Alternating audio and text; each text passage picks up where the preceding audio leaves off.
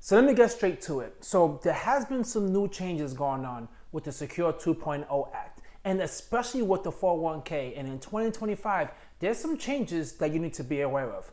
The first change I want to discuss is the automatic contribution. Okay, now employers have the opportunity to automatically enroll you on your 401k, which to me is an excellent idea.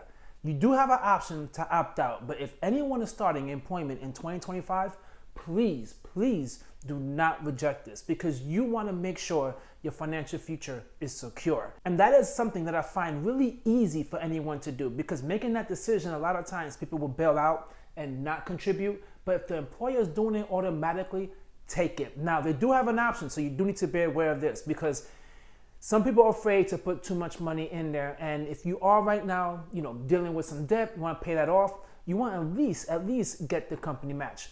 But when they enroll you, they can make you contribute up to 3 to 10%. So keep an eye out on that. And also, annually, they can continue to raise the contribution up to 15%. So if you're someone right now who does not have a lot of debt, pay off your debt, you have a lot of extra income, great. Set that up, let that keep on going. By the time you're in your 30s and your 40s and your 50s, and you recognize how much money you made. But right now, you're really tight with your money.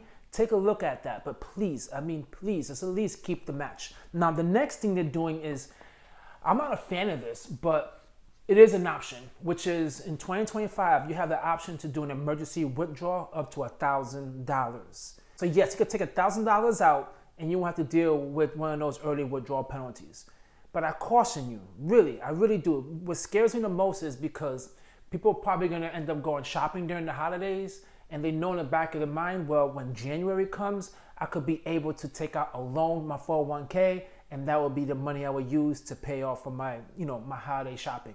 Let's not do that, okay? Let's use this only if it's an emergency, a true emergency. But let's be quite honest. Dave Ramsey always preaches this, man. You need to have at least $1,000 in your emergency fund, okay? At least that. If you don't have that, you really got to aim for it. But there should be no reason at all why you would take out $1,000 in an emergency from your retirement account. You really want to avoid that. And the next thing they're doing is this. Now, this is the one that's critical for a lot of people, because especially when you're getting close to your retirement age, you want to make sure you can save as much as you can. But a lot of us, unfortunately, in our 30s and 40s, we don't save as much. Now 50s won't save as much as we want. And now there was a critical change that came in place, okay?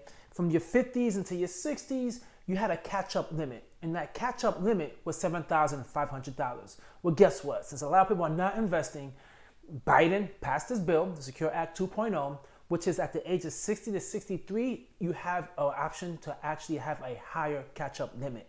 That catch-up limit now is $11,500. So you could put $4,000 more within your retirement account.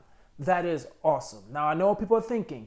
In your 60 to 63, you might be retired at that time. You might not have that much money. But hey, if you are working, I highly recommend to take advantage of that. So guys, let me know what you think. Do you think these 3 things will help people out financially, especially when it comes to finances? Drop a comment down below and let me know. Thanks for watching this video, guys. Have yourself a good day.